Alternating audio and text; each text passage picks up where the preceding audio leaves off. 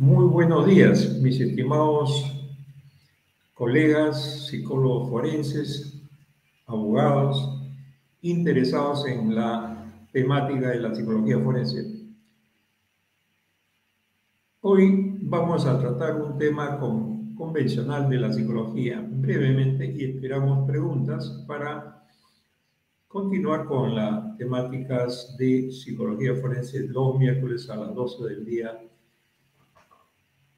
aquí y en el mundo. Esperemos que nos compartan algunos amigos en el extranjero y acá en el país.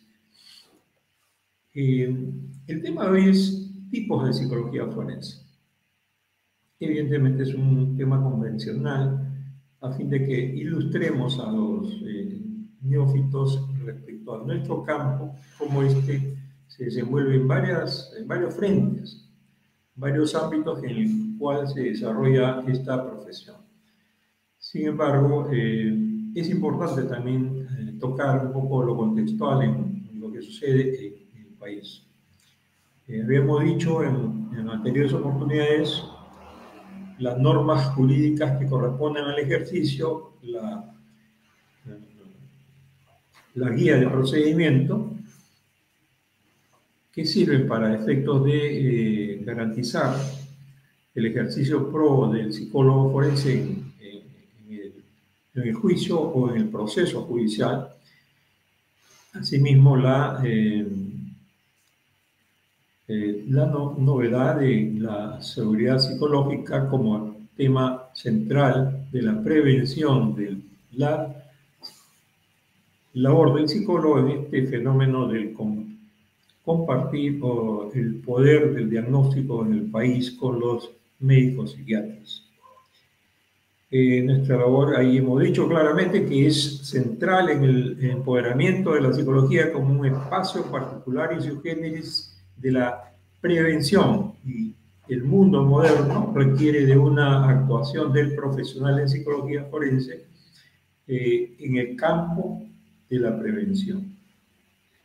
Digo en el campo de la prevención desde el punto de vista de políticas nacionales, no desde el punto de vista práctico y aplicado, porque este es un campo propio de la psicología clínica. Sin embargo, es necesario en virtud de la desprotección de la sociedad en el propósito integral del enfoque del ser humano en su desarrollo psicológico. En consecuencia, este enfoque es el que hay que dar en las leyes para que, así como existe en el mundo la cobertura al cierre del ciclo de vida con garantías del Estado para proteger a estas personas desempleadas o con pensiones, conforme sea en el país, aunque efímeras y magras, esto se dé también en la fórmula del desarrollo psicológico que permita una posibilidad de ejercicio pro del psicólogo. Entonces, y con proyección evidentemente política, porque evidentemente el mundo cambia y nosotros también tenemos que plantear cosas innovadoras con el propósito de suplir los vacíos y las dificultades que el mundo moderno nos exige. No estamos en un momento de estabilidad, no estamos en un momento de confianza, de confort pleno, porque la sociedad hoy en día está deteriorada por factores externos. Hablamos de la inmigración, hablamos de del deterioro de la sociedad amoral que vivimos hoy en día en los dirigentes del país, porque el liderazgo se ha convertido en un liderazgo psicopático, un liderazgo innatural y no sano, que nos propicia evidentemente modelamientos insanos ya de hace más de 30 años. Y esto no ha hecho más que generar una reversión de los valores y de las pretensiones de los políticos para ejercer el poder, lo cual nos lleva a la crisis en la cual nos encontramos, donde no hay crédito, no hay interés por asumir el empoderamiento, por la decisión de esa visión de futuro del país. No se tiene una visión de futuro Yo creo que sí la tenemos para los intelectuales, los conocedores de la realidad nacional, de la política económica. El país es, siendo un país productor económicamente minero, el liderazgo debe ser minero y debe desarrollarse sólidamente y en función a ello revertir en todas las áreas que ahora son inmorales para efectos de convertir el país en un país próspero y de desarrollo con evidentemente una reestructuración centrada en la persona humana y el absoluto respeto de la dignidad de ella y su desarrollo. Y ahí estaríamos garantizando, por ejemplo, daño psíquico como una cuestión de lesa humanidad. El daño psíquico político es de lesa humanidad y por lo tanto debería ser absolutamente derribado de cualquier autoridad política que haga daño psíquico en sus ciudadanos, por ejemplo. Cuando tengamos ese nuevo orden donde se respete realmente la dignidad del ser humano y que se cumpla con esos propósitos, evidentemente vamos a estar en la gloria. Obviamente pareciera ser una utopía, pero yo creo que el mundo va a cambiar radicalmente con tantos procesos innovadores de la cognitividad en el proceso de la inteligencia artificial. Buenos augurios, medianos augurios o pésimos augurios, esto es un proceso de poca o mediana data que debemos configurar. Muy bien, entonces a continuación vamos al tema que hemos previsto.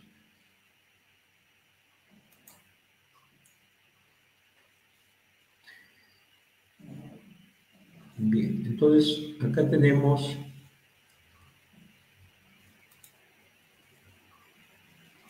los tipos de psicología forense. Cuando hablamos de tipos, pareciera ser algo no comprensible desde el punto de vista de psicología forense. En realidad hay enfoques que la psicología forense aplica, es decir, la psicología forense aplicada en diversos ámbitos ya especializados de su ejercicio. El clásico psicólogo forense era el del foro, porque hablábamos de estar en el foro del sistema jurídico, pero este ya quedó corto con el avance propio de la ciencia y de toda su sistematización.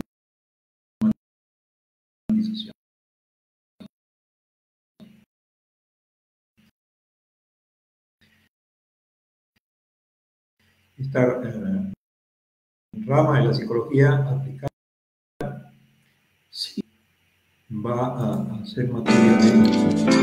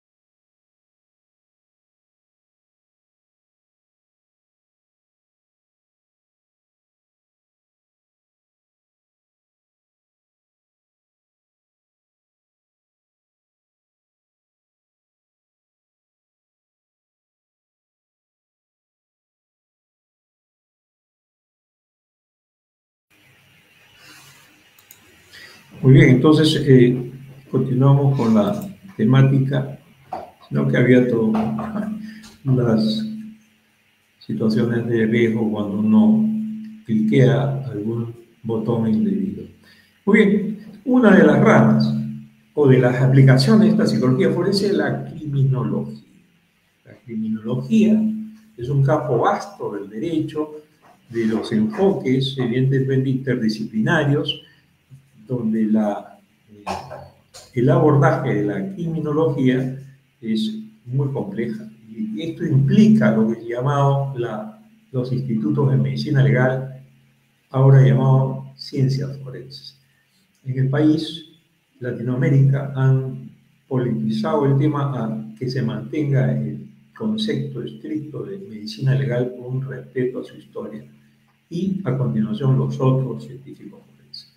O sea, se llaman institutos de medicina legal y ciencia forense que se ocupan de todo lo que es la criminología, es decir, no solo el trabajo de criminalística, que es identificar a los responsables de un ilícito o de una competencia jurídica, civil, laboral, etcétera, sino también en el fenómeno de la búsqueda de la educación de la sociedad, es decir, del culto de los hallazgos científicos novedosos, relevantes, pertinentes y útiles para tanto el desarrollo de los expertos en la investigación de los delincuentes, sino también para ilustrar a la sociedad de estas limitantes conductas o perjudiciales, totalmente peligrosas conductas. Entonces, esa psicología de la criminalidad desde el punto de vista forense nos lleva a tres campos: la culpabilidad, la perfilación criminal y la intervención de programas de rehabilitación. ¿Ya? Pero allí tenemos, por ejemplo, en cuanto a la culpabilidad, sin determinar que el sujeto es responsable de un ilícito, nosotros ilustramos al jugador todos los indicadores convencionales que construyen ese perfil compatible con la responsabilidad penal que se le acusa.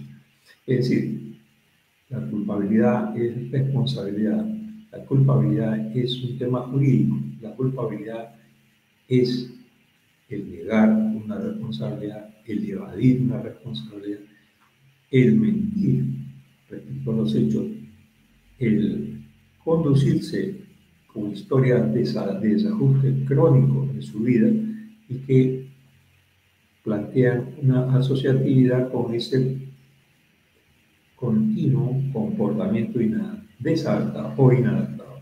En consecuencia, este sujeto es potencialmente culpable, asociable al ilícito que pueda traer.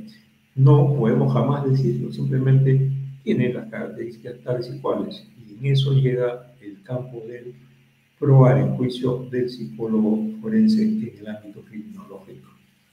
En cuanto a la perfilación criminal, es un campo también propio de la policía, que los psicólogos de la policía desarrollan, que es estrictamente la psicología policial, llamada así en muchos lugares, y que estrictamente perfilan y construyen en base a la data estadística de los casos cuáles son los vinculantes al tipo de categoría o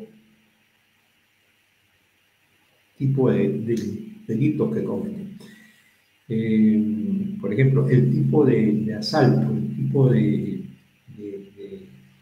estafa, el tipo de ingresos a locales.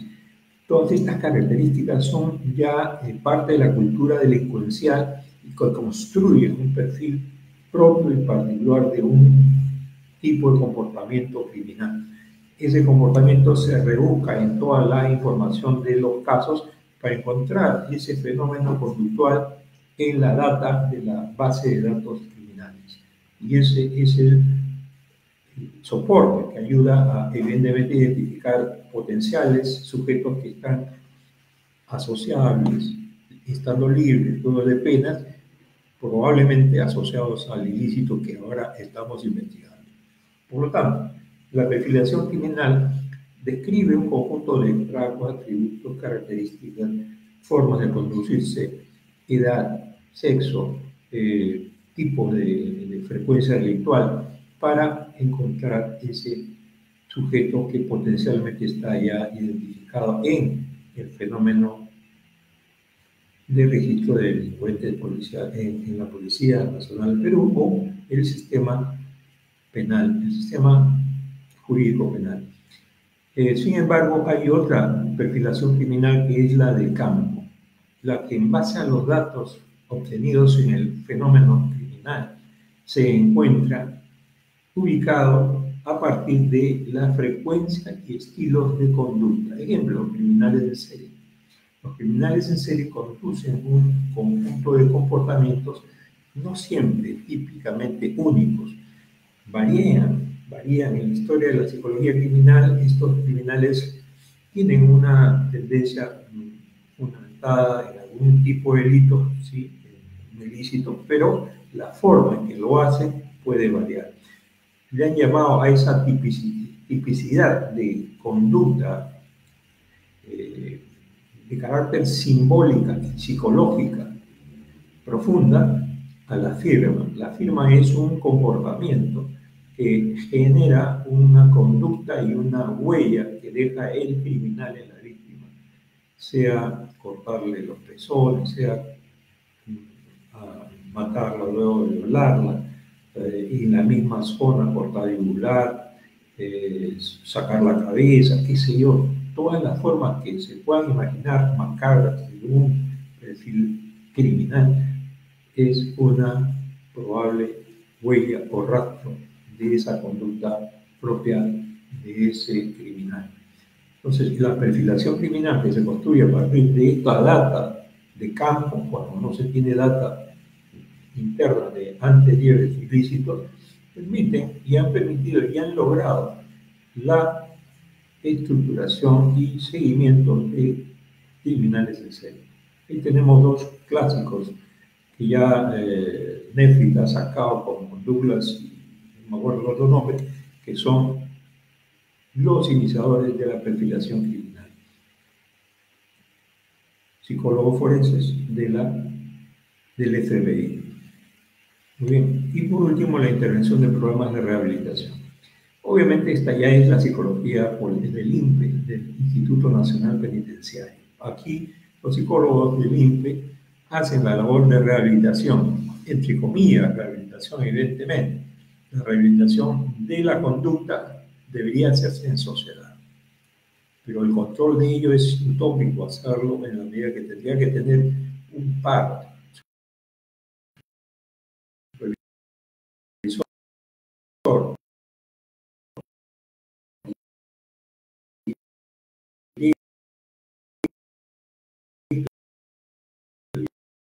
estrecho permanentemente hasta que el sujeto.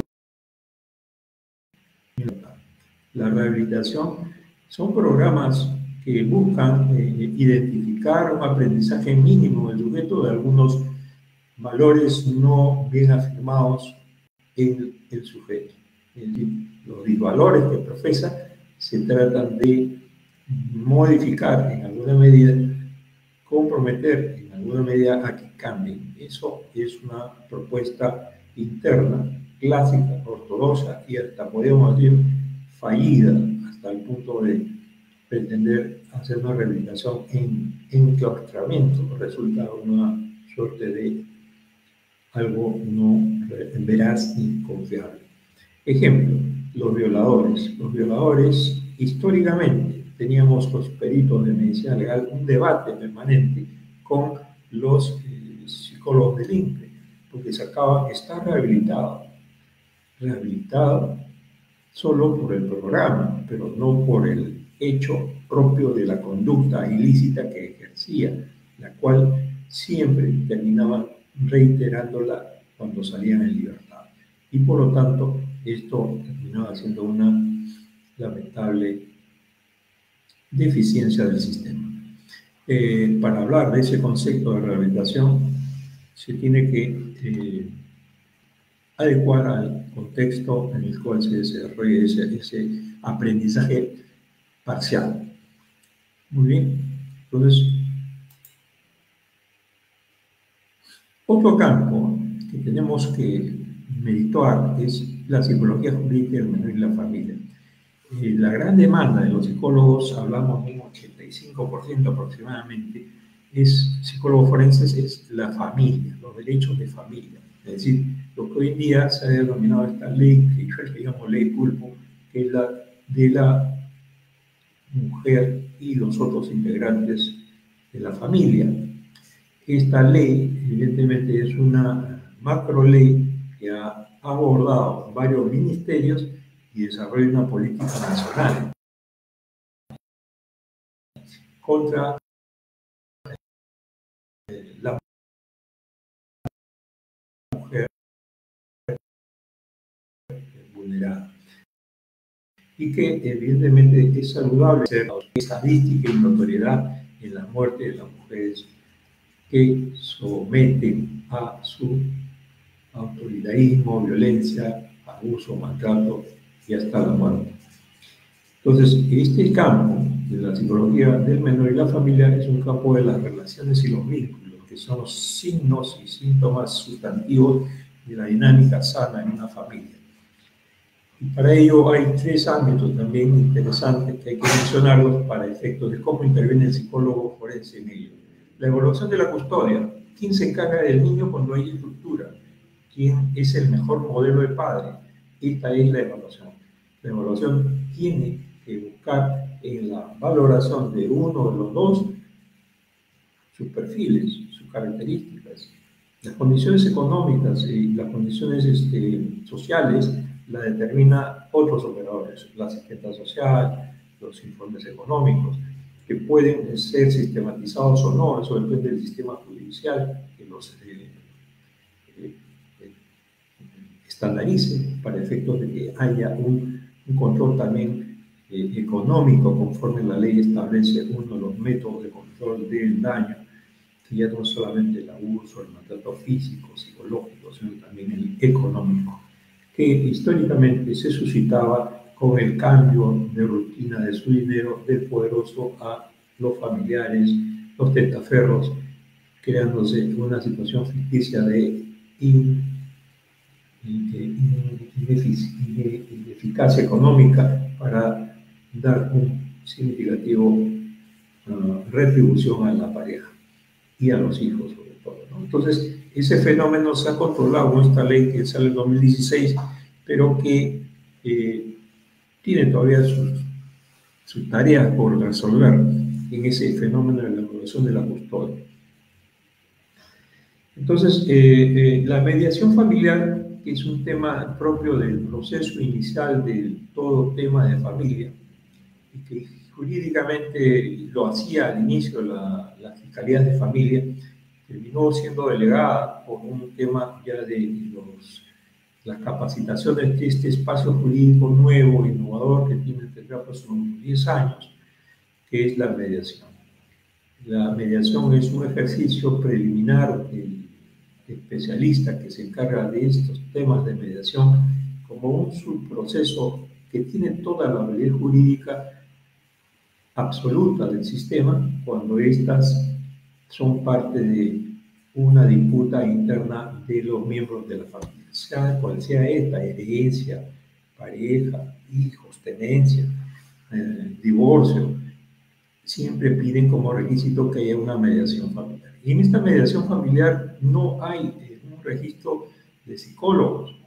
Sin embargo, muchos psicólogos, abogados están en este campo trabajando y hacen un poco ese filtro de labor psicológico forense en la medida que identifican los patrones de conducta pertinentes para una sana y justa, armónica decisión de resolver los problemas.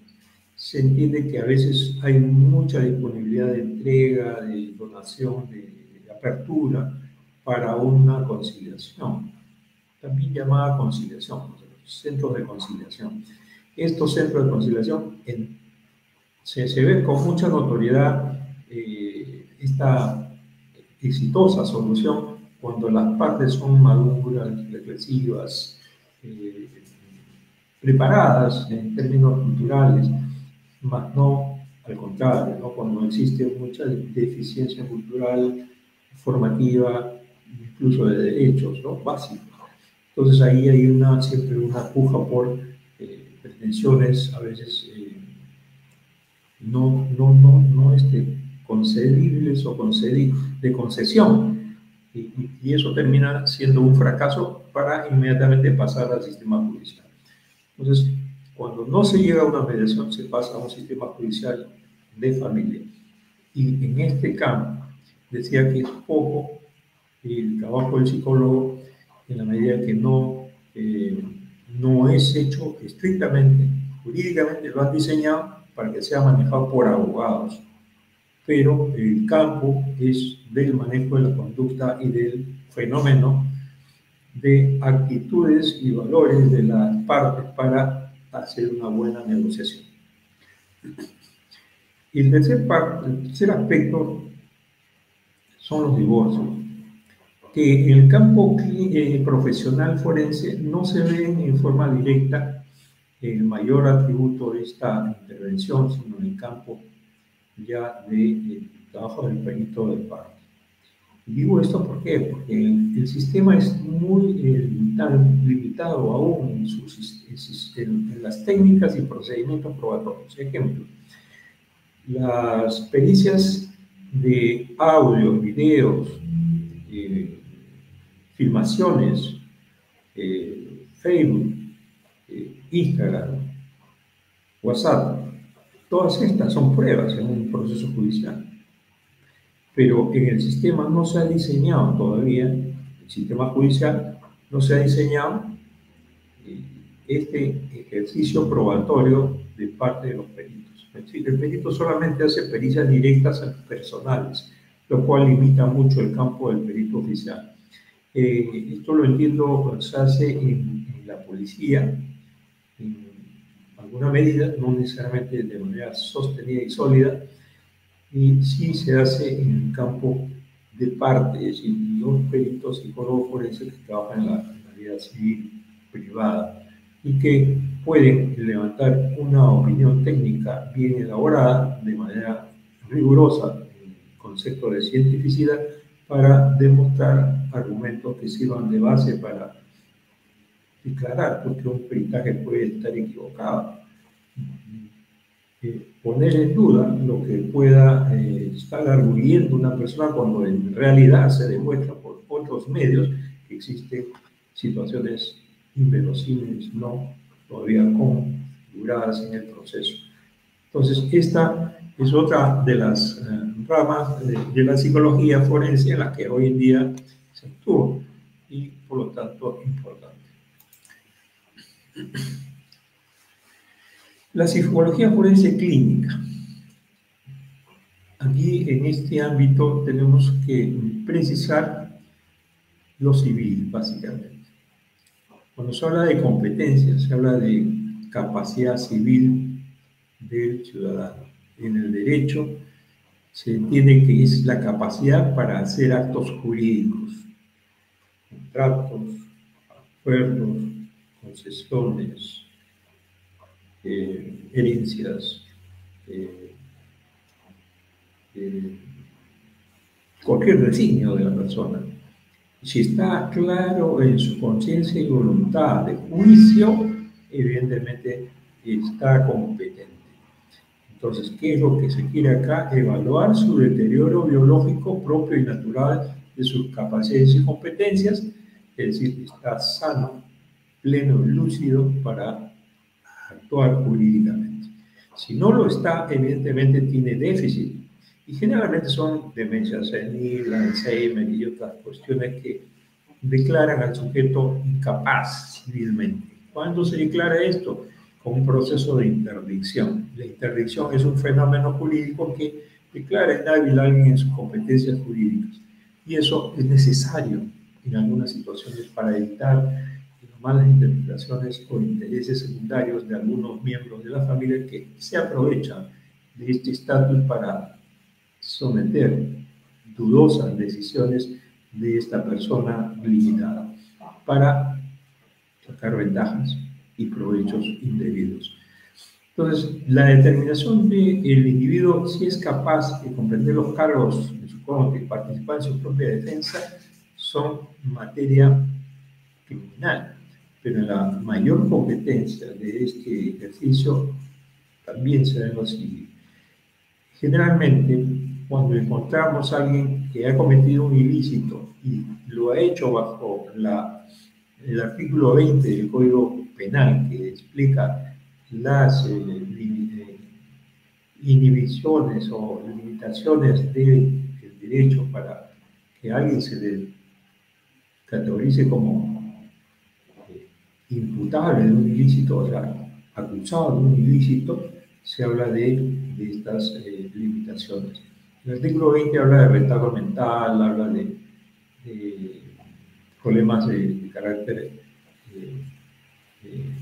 de salud mental, propiamente dicho, es decir, neurosis, psicosis, todas aquellas que limitan la capacidad de conciencia de un sujeto, incluidas algunas como el trastorno mental transitorio, que son muchas médicas y apenas un par de carácter psicológico, sirven para discriminar que hay incompetencia. No es total, puede ser parcial o total. Esa es la determinación de la incompetencia civil de un sujeto, parcial o total. El hecho en el derecho que sea parcial ya lo limita, lo exime de responsabilidad penal como de responsabilidad jurídica para actuar. Entonces, no debe haber en absoluto una limitante para poder hablar de competencia. Todos los fenómenos de deterioro biológico son estrictamente cognitivos. Es decir, no me acuerdo cuándo nací, no me acuerdo cuándo fui a hacer tal firma. Eso lo inhabilita a un sujeto plena y conscientemente de cualquier derecho de decisión de mutuo propio y por lo tanto interdicto o interdictable. No es esta la condición óptima para decidir y por lo tanto el psicólogo en su examen neuropsicológico fundamentalmente va a determinar ello. La parte de la responsabilidad penal también habíamos dicho que es capaz, pues, el sujeto de darse cuenta de lo que hace. Evidentemente, una de las preguntas centrales de la psicología forense es comprender por qué hace lo que hace el sujeto. Desde el punto de vista criminal, hay un sujeto que llega a ser un criminal detestable por lo que hace, pero eso tiene una explicación de la cultura criminal que tiene, o una explicación de las anomalías mentales que tiene. Es decir, para el derecho, lo que es el deterioro de salud mental le llaman alienación mental. Así está concebido como jurídicamente el concepto. Están alienados, pero la alienación es simplemente lo que llamamos acá un loco en la cultura popular.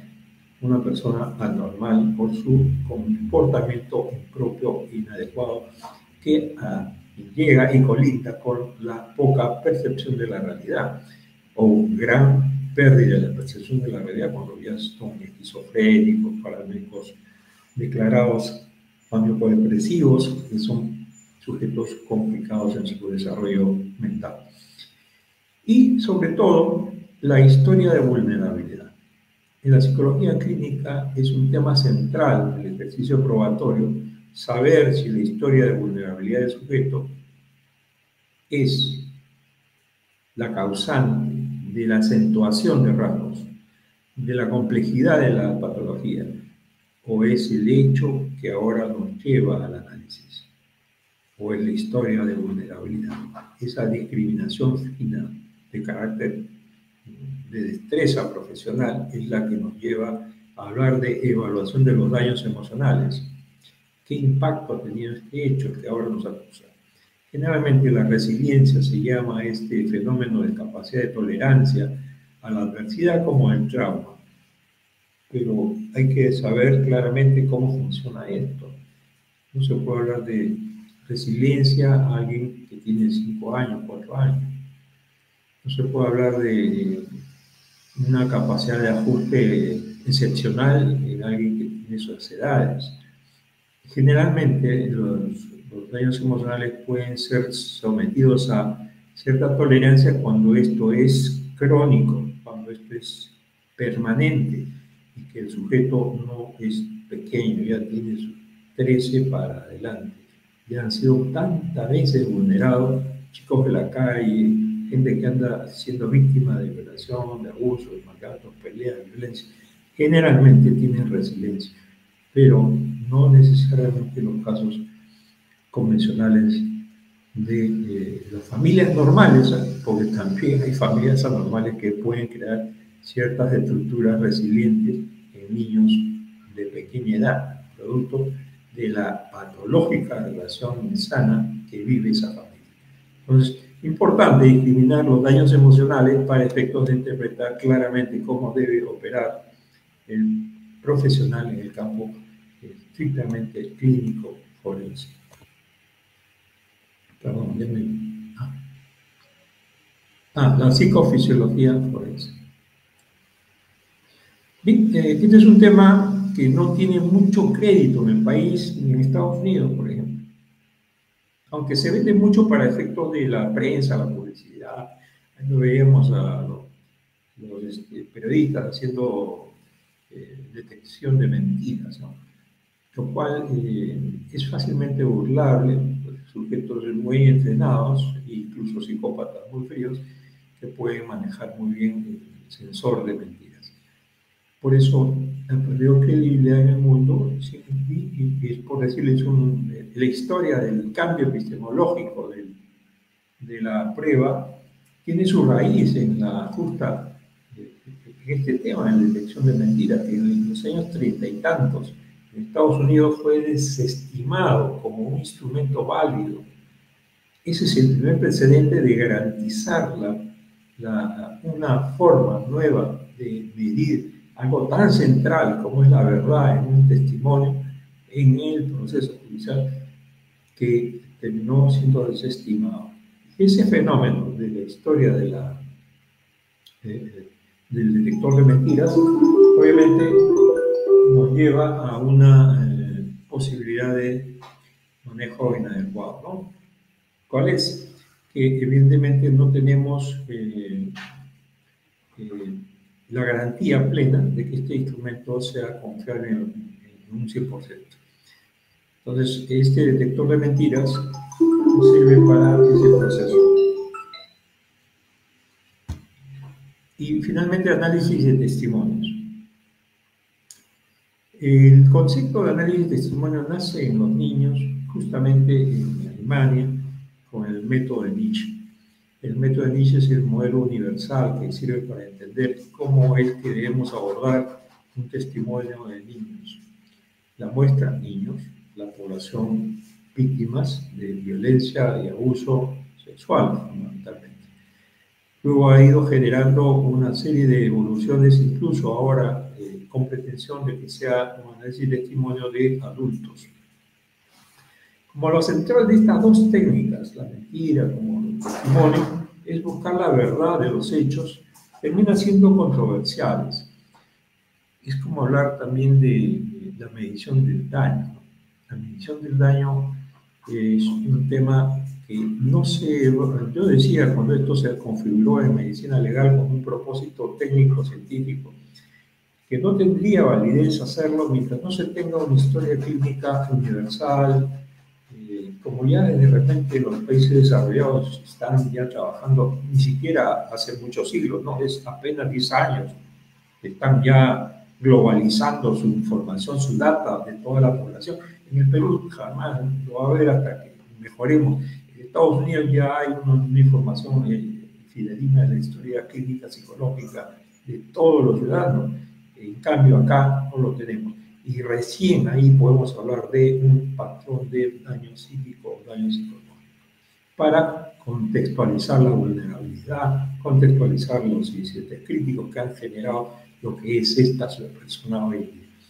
El daño psicológico es una potencia enorme para entender el fenómeno de la sanidad mental, como también de la evolución de los derechos humanos. Considero que es algo imprescindible para el efecto de mejorar en el mundo, para controlar a quienes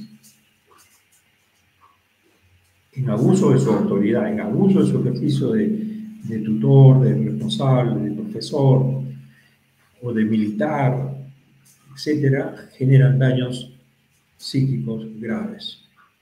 Entonces, esto es también respeto a los derechos humanos, que todavía no se pueden uniformizar en la medida que no se tengan patrones sólidos de control de la vulnerabilidad.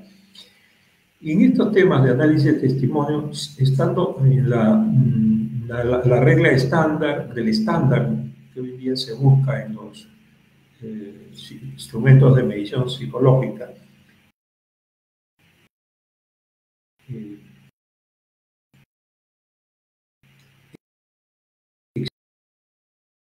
existen estándares avanzados, pero en sectores, allí hay un gran avance con TXBCA o el SBA o la mixtura de los dos para efectos de, como técnicas, arrojar un análisis de testimonio confiable. Que dicho sea de paso, no por lo que sean confiables en otras realidades, lo son acá en el país. Esto tiene que ser estandarizado y las investigaciones científicas en el país están todavía inciertas. Por eso es importante entender que por ahí va la cosa. Tenemos que estandarizar los instrumentos para que podamos hablar de que estos análisis de testimonio en este sector de los niños resulta un instrumento eficaz. La psicología forense de la violencia y el abuso. En este tema es la mayor difusión de la preocupación de la psicología es evidentemente en este tema del daño.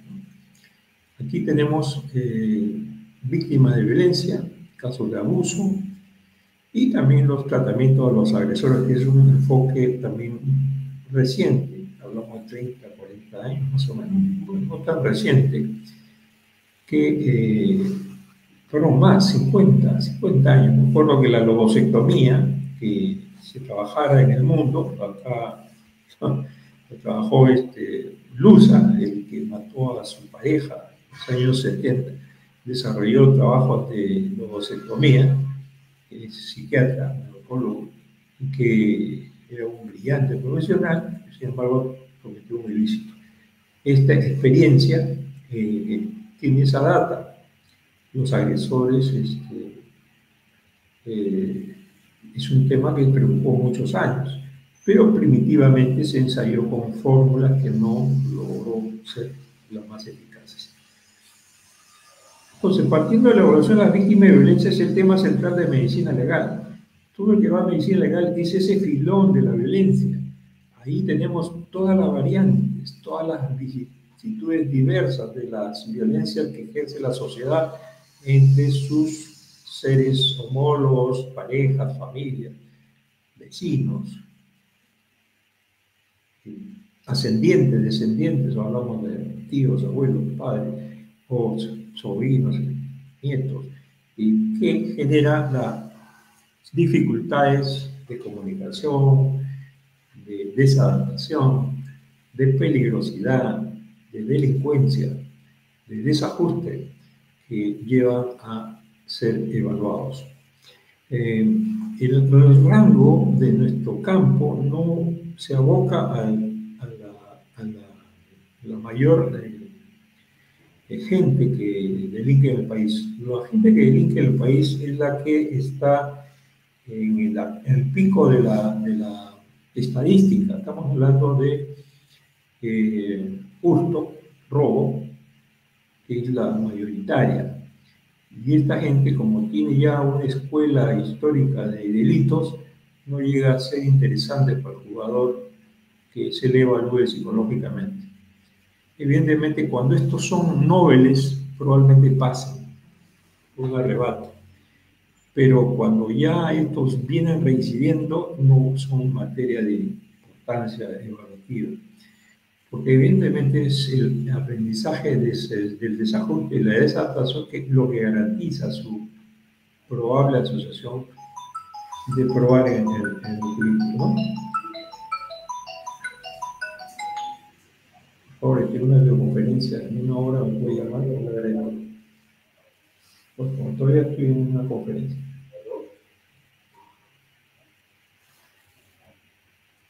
Le decía que estoy en una conferencia, me permite una hora, por favor, gracias. Ya, entonces, este es el tema mayor. Un tema de segundo nivel, porque el mayor le decía que era la estadística de violencia familiar, y ahí está la gran masa de trabajo del psicólogo forense en el campo profesional. Sin embargo, un 90% de esa población es pues, de bajos recursos, por eso no recurre al psicólogo de parte, pero sí va ese gran contingente va a medicina legal. El caso de la intervención de casos de abuso de autoridad laboral, de abuso sexual o de abuso ya con violencia en las víctimas de pareja, ¿no? Ese sector que ya va al ilícito, claro y contundente, de gran responsabilidad penal, es el de menor cuantía en cuanto a cantidad de trabajo, pero es un 5% de la población del trabajo del Instituto de Medicina Legal. Y obviamente, a la inversa, es un gran porcentaje de los que recurren al trabajo de consulta privada, porque es la gente que está en el problema de dar el paso definitivo a un juicio penal. Entonces, evidentemente hay quienes tienen la garantía de ser idóneos para su defensa, es decir, que no es tan lamentable la acusación, sino es muy probable que sea parte de un malentendido o de una patraña, como comúnmente conocemos, porque hay eximentes de responsabilidad penal cuando hay deudas, cuando hay temas de herencia, cuando hay incoherencia, inconsistencia en el discurso probatorio y otras razones más. Entonces hay razones para defender a alguien defendible, pero tampoco, como diría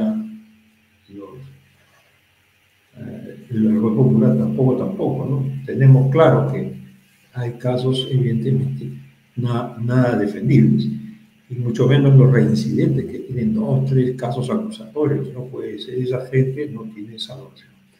Evidentemente, estos son los casos de abuso que ve el psicólogo forense, que con ética tiene que deslindar claramente qué cosa es defendible y qué no lo es. El programa de tratamiento para agresores es un tema poco tratado. Eso ni en el campo del Instituto Nacional Penitenciario se ha desarrollado en el país. En España sí está bien desarrollado, en Estados Unidos también. En otros países de Europa es muy probable que sí también lo estén haciendo. Pero en nuestro país, hasta donde yo sé, no se hace. El tratamiento para agresores es una línea de trabajo innovador. Evidentemente es para generalmente atender gente que en la vida civil probablemente estén desarrollando algunos colegas con formación neuropsicológica, estrictamente biológica, más médica que psicológica, que es un complemento a ese tratamiento rehabilitador o de sanación de algunas tendencias de desviaciones de tipo sexual, y que dudo que muchos de los perturbados prefieran decidir por una sanación. En consecuencia, este tema sí es de la psicología forense, la violencia y el abuso, pero que no está muy desarrollado en nuestro contexto.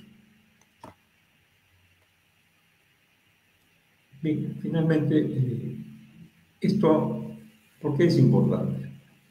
Estos campos de la psicología forense, estos enfoques de la psicología forense, o tipos de psicología forense que podemos haber delineado en esta exposición, tienen que ver con otras formas también de calificar, como psicología forense, penitenciaria, policial, conciliatoria o de centros de mediación, la psicología clínica de rehabilitación, como es este tema de la terapia de rehabilitación de sujetos con problemas de abuso, etc. Por ejemplo, un tema importante es en el derecho, que ha avanzado mucho en el campo de la psicología forense y que es relevante mencionar, que es el tratamiento de las personas que están acusados, y siendo jóvenes, se abocan los psicólogos y otros especialistas a restaurar a estos jóvenes en la sociedad. Justicia restaurativa juvenil es el tema que ya tiene buenos años en el mundo, en Latinoamérica también, con buenos seguidores, como acá en el país el Instituto de Medicina, no, el Ministerio Público tiene una área de justicia juvenil restaurativa. Conozco ahí la directora, una amiga mía, que muy bien viene desarrollando por años esta labor, y otros psicólogos forenses que actúan en el trabajo de adaptación y conducción de jóvenes para que esa responsabilidad mínima inicial a vida pueda ser utilitariamente orientada para que este joven no reincida ni mucho menos recaiga en este obrar injusto o de malos valores o de malas juntas, que lo único que hacen es perjudicar a los jóvenes de la sociedad en el país. Un aspecto importante es la protección. Las víctimas en la psicología forense tienen un estatus particular. Podríamos hablar de psicología victimológica, pero la victimología no se ha desarrollado en el país. Es decir, todos los afrontes de la psicología forense victimológica, perdón, la victimología se aplican en la psicología forense. Y la victimología tiene una historia bastante interesante de los años 20, más o menos 1920, ya un siglo, que han desarrollado en el enfoque de la victimología como el paradigma nuevo del derecho, porque toda la historia previa fue dedicada al psicópata, al agresor, al acusado, y que la víctima no era atendida, no era protegida. Entonces, la protección a las víctimas de violencia y abuso hoy en día están empoderadas. Tenemos una cámara que sirve en el mundo para proteger a estas víctimas a que no sean revictimizadas, o sea, manoseadas por varios tutores del derecho, autoridades del derecho o agentes del proceso del derecho para poner en duda, lastimar, afectar a la víctima de lo que ha vivido. Entonces, hay esa importancia y el psicólogo forense está en esa cultura de educación y de formación a los operadores en cuanto al tema íntimamente profundo de la esencia del daño psíquico. Y por lo tanto también la rehabilitación, que es un tema que no se hace con frecuencia en nuestra sociedad, en cómo rehabilitar a los delincuentes e integrarlos en la sociedad, conforme he dicho, con la justicia juvenil restaurativa, que es un trabajo incipiente que ojalá, yo estoy seguro que va a avanzar significativamente con los años en este proceso de acompañamiento de una mejor justicia en donde ésta se desenvuelva.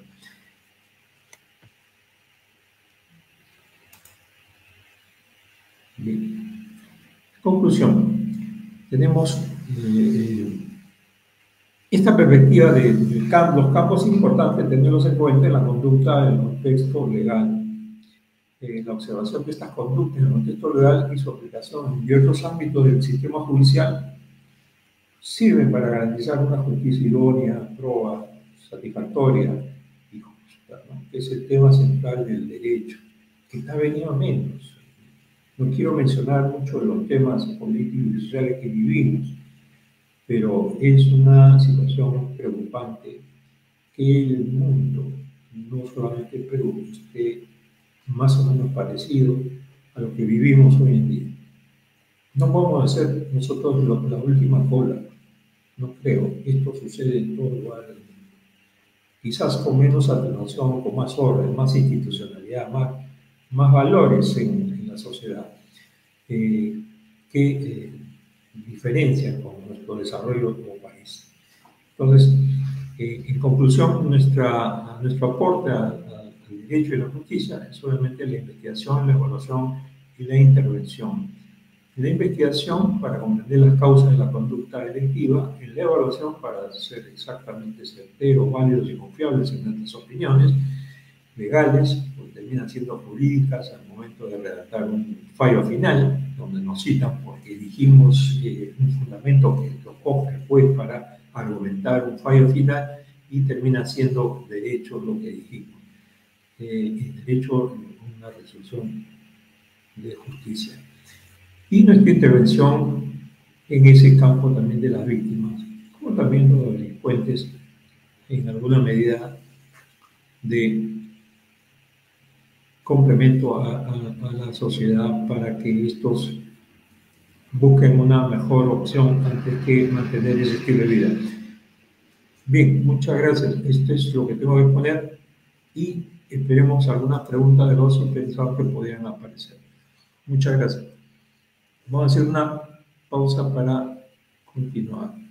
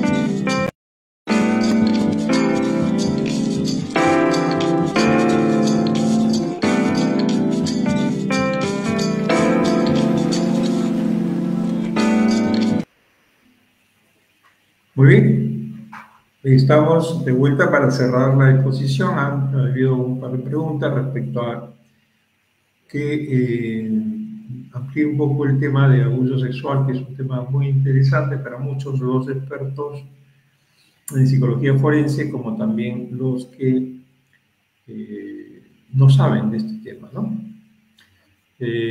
Bueno, el abuso sexual implica evaluar perfiles psicológicos de agresores que se suponen deben tener alguna caracterización propia del fenómeno abusador, es decir, cultura sexual distorsionada o desadaptada o inadaptada respecto al manejo de su sexualidad. Y este tema nos lleva a una exploración profunda de esta temática con un repertorio de preguntas que son propios de la psicopatología de la sexualidad. Evidentemente no necesariamente de forma directa, sino de forma coloquial, buscar la identificación de características o indicios típicos convencionales.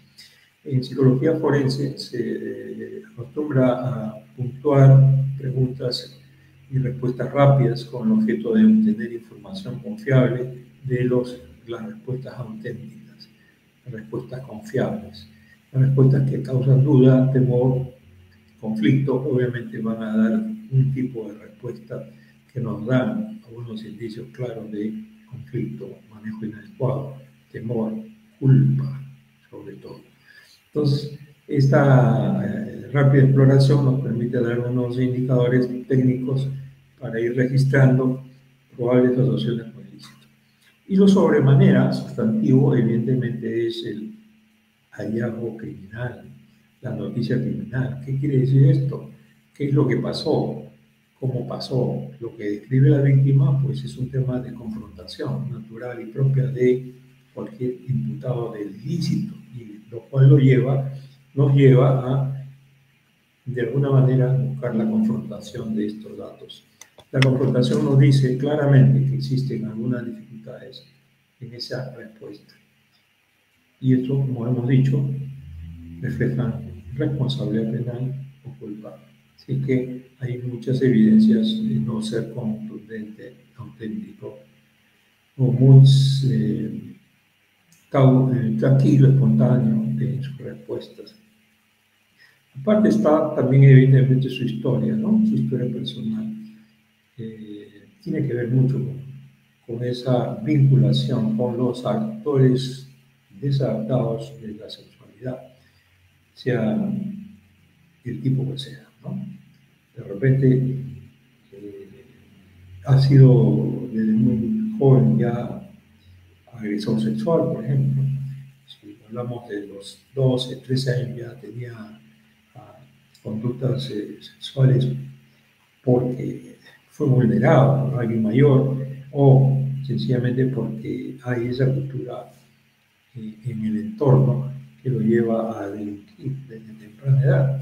Eso lo fortalece, lo refuerza para llevar a este comportamiento. Esto nunca lo dirán los acusados, evidentemente, pero nos dan algunos indicadores que pueden dar consistencia al razonamiento de los indicios probables, ¿no?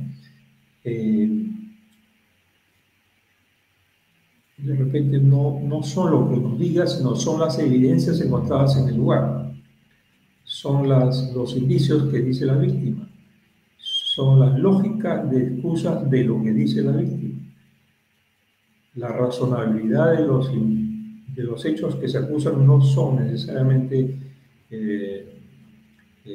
no vinculantes, estrictamente son vinculantes. Entonces, por lo tanto, la coherencia y consistencia de la respuesta nos dan algunas luces de ese manejo disocial y evasivo de la responsabilidad penal. Bien, esa es más o menos esa respuesta en términos convencionales y generales para una ilustración. Y otra pregunta es si las técnicas que utilizan los psicólogos tienden a ser las mismas en todos los casos. Pareciera que la metodología probatoria en nuestro país pareciera ser la misma en todos los casos, pero no es esto así. Por lo siguiente, los instrumentos tienen un diseño profesionalmente definido para una situación específica a aplicar, a controlar, digamos, una variable, un atributo de personalidad o de conducta específica, por ejemplo, ansiedad, por ejemplo, manipulación o influenciabilidad, o agresividad, violencia. Todos estos atributos pueden utilizarse en los mismos instrumentos, pero vamos orientados a buscar estas pruebas. Es decir, la suma de indicios en todos los instrumentos nos van a garantizar que evidentemente existe ese atributo. De otra manera no sería útil ni práctico dar una información que no va a fundamentar el marco teórico que fundamenta mi teoría de prueba de este comportamiento criminal. Entonces, la lógica no es tomar una prueba por lo que dice la teoría de la prueba o la ficha técnica, lo que dice la prueba, qué es lo que nos va a dar. No estamos haciendo psicología clínica. Tenemos que buscar un correlato funcional de la imputación y la conducta criminal. ¿Existe o no existe ese vínculo? ¿Existe o no existe ese conjunto de signos y síntomas que nos permitan garantizar que está siendo asociable, compatible, vinculante con el ilícito? Esta es la razón del funcionamiento de la lógica procesal probatoria, obviamente con el argumento teórico propio que nos permita garantizar que existe un